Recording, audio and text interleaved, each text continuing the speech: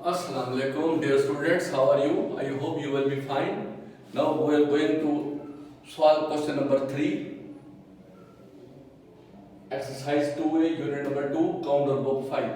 Question number 3. First of all, I will request you to open your countdown book 5 and look at page 29.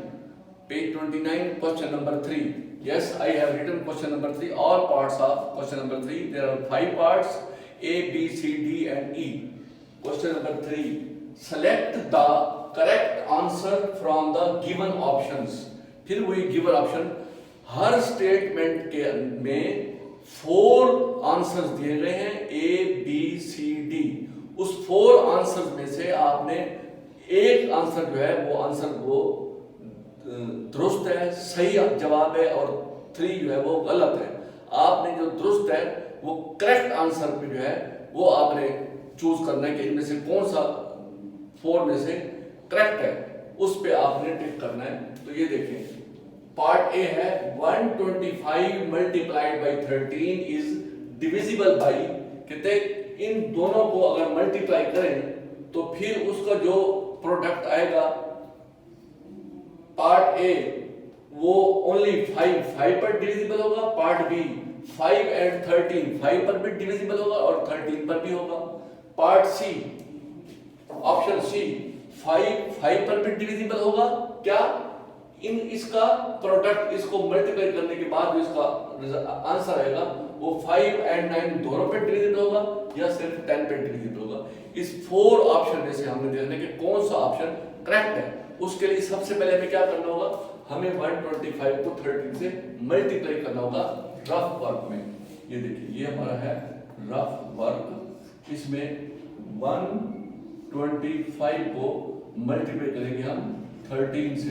तो 13 से multiply करें, 13 का table that 13 5 are 65, 6 इसका carry कर लेंगे. 13 2 are 26, 26 plus 6 32, 32 का 2 और ये 3. 13 1 आर 13 प्लस 3 16, ये 1625. अब ये हमारे पास आ गया 1625. अब इसको हमने चेक करना है कि ये 1625 ओनली 5 पर डिविजिबल है या 5 एंड 13 पर डिविजिबल है या 5 एंड 9 पे या फिर 10 पे, किस पे. तो सबसे पहले हम देखते हैं 5 ओनली. तो 5 का फार्मूला है कि अगर लास्ट में 5 हो तो 5 पर डिविजिबल होता है. ये देखें, लास्ट में 5 है तो इसका मतलब है ये 5 वाला एक तो करेक्ट हो गया. अब बाकी चेक करते हैं. इसमें बताया गया है कि 5 एंड 13 5 पर तो हो गया. अब 13 पे चेक करते हैं कि 13 पे भी डिवाइड होता है. तो इसको 1625 को डिवाइड करेंगे 13 पर. ये देखिए 1625 डिवाइडेड बाई 13. 13 1 आर 13 माइनस करेंगे 6 में से 3 ऊपर से 2 32. 13 2 आर 26, ये 26 ये कैरी लेगा तो 12 बन जाएगा. 12 में से 6 में से 6 ऊपर से ये 5 आ गया 65. 13 5 आर 65. तो ये पूरा 13 पर भी डिवाइड हो गया. ये देखें, उसने कहा था कि 5 एंड 13, तो 5 एंड 13 5 पर तो वैसे भी लास्ट में 5 हो तो 5 पे डिविजिबल होता है और 13 हमने चेक कर लिया 13 पर भी डिविजिबल है. तो लिहाजा हमारा बी जो है, ऑप्शन बी जो है वो करेक्ट है. क्योंकि ये 9 मुमकिन नहीं है, 5 एंड 9 वो 9 इसलिए नहीं है क्योंकि इसको प्लस करें 1 6 7 7 और 2 9 9 और 4 14, तो ये 14 बनता है, वो 9 पे डिवाइड नहीं होता. तो लिहाजा ये हमारा ऑप्शन बी है करेक्ट आंसर. क्या हमने क्या करना है, आपने मैंने कहा था आप अपनी बुक को ओपन करें, पेज नंबर 29 पे क्वेश्चन नंबर 3. तो बुक पे आपने ऑप्शन जो बी है उस पे करेक्ट करें आपने. ओके हो गया. Next part B. Part B में है all multiples of 6 are divisible by.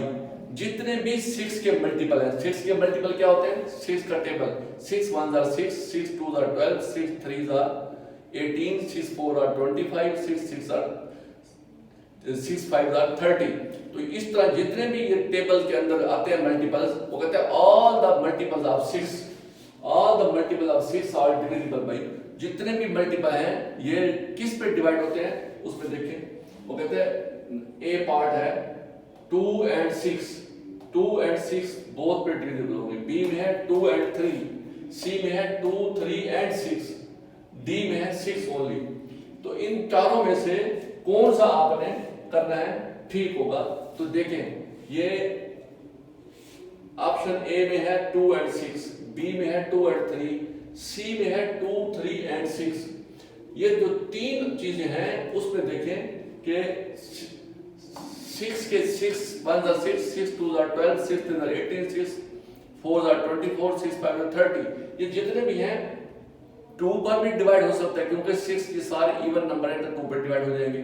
इसके मल्टीपल्स 3 पर डिवाइड हो जाएंगे क्योंकि 6 है, 3 2 are 6, 3 3 are 9, 3 4 are 12, 6 पर भी हो जाएंगे। और 6 तो ऑलरेडी 6 के मल्टीपल है। तो ये सी जो है ये करेक्ट आंसर है क्योंकि इसके तमाम मल्टीपल्स जो हैं ये मल्टीपल कौन से होते हैं इसके, ये देखें 6 के मल्टीपल हमारे पास आ जाएंगे।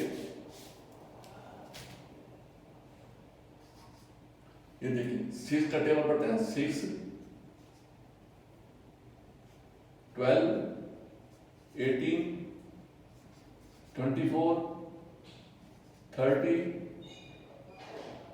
36 42 48 54 60। ये सारे इसके मल्टीपल्स हैं। तो ये मल्टीपल सब तमाम 2 पर भी डिवाइड होते हैं, 3 पर भी डिवाइड होते हैं और 6 पर भी, क्योंकि 6 के मल्टीपल हैं।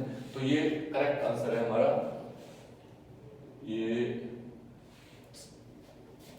सी 2 3 and 6। तो आपने ये इसको लिखना है पार्ट सी करेक्ट आंसर। उसके बाद सी पार्ट पे आ जाते हैं। All the numbers ending with 3 zeros are divisible. मैंने आपको बताया था कि कौन सा डिजिट है जिसमें अगर किसी नंबर के एंड में अगर 3 0 हो तो वो डिविजिबल होता है। आपको मैंने याद बताया था रूल्स ऑफ डिविजिबिलिटी में। यस 8 अगर किसी नंबर के लास्ट 3 डिजिट 0 हो तो वो 8 पर डिविजिबल होगा। तो वो वही क्वेश्चन है all the numbers ending with 3 zeros, and में 3 0 हो आर डिविजिबल क्या हो गए ए। देखिए सबसे पहले है 8, ए 8, बी 4 6, 6 and 8, डी 4 5 and 8 10। तो ये क्या है ए पार्ट, इसका सी का करेक्ट आंसर है हमारा ये ए 8। एंड में 3 0 होंगे तो वो 8 पर डिविजिबल होगा। उसके बाद आते हैं part B D part. D part में 444 444 इज डिविजिबल बाई 444 किस पे डिविजिबल होगा। अब देखें ए ऑप्शन में है 4 ओनली, बी में है 2 and 4, सी में है 2 3 and 4, डी में है 2 3 4 and 6। अब डी में देखें 2 3 4 and 6 है। अब पहले हम देखते हैं 2 चेक करते हैं। 2 में अगर इवन नंबर हो तो डिविजिबल होता है क्योंकि ये नंबर इवन है, एंड में 4 है तो 2 के लिए भी डिविजिबल हो गया। उसके बाद 3 चेक करते हैं। 3 के लिए था कि इनको ऐड करें 4 + 4 + 4, ये 4 + 4 8 + 4 12, तो 12 3 पर डिवाइड होता है तो 3 के लिए भी ये डिविजिबल है। उसके बाद 4 चेक करते हैं तो जब चारों 4 हैं तो 4 1 are 4, 4 1 are 4 तो 4 पर भी हो जाएगा। उसके बाद हम 6 चेक करते हैं। 6 के लिए क्या था कि इसको प्लस करें तो 12 बनता है, इनको ऐड करें और 12 जो है लास्ट नंबर इसका 2 इवन है और वो 3 पर डिवाइड भी होता है तो इसको मतलब है 6 के लिए भी ये करेक्ट है। तो हमारे पास अब ऑप्शन क्या है, डी ऑप्शन है 2 3 6 4 and 6, ये 4 ऑप्शन है तो ये करेक्ट आंसर है हमारा डी। पार्ट डी का डी जो है करेक्ट आंसर हो गया। ओके अब है E part. A number which is divisible by 6 must B.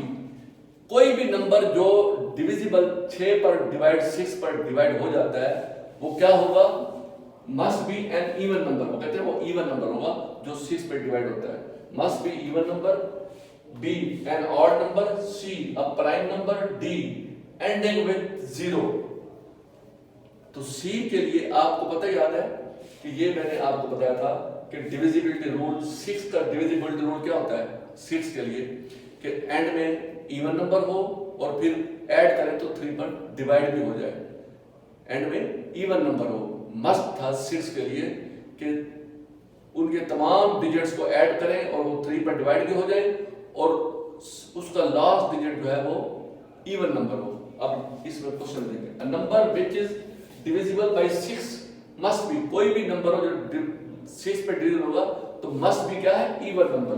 तो एन इवन नंबर हमारा ए ऑप्शन ठीक है, क्योंकि 6 की कंडीशन भी यही होती है कि वो उसका जो एंड है वो इवन नंबर हो। तो इस एंड का नंबर इवन होगा तो वो ऑल नंबर इवन कहलाता है।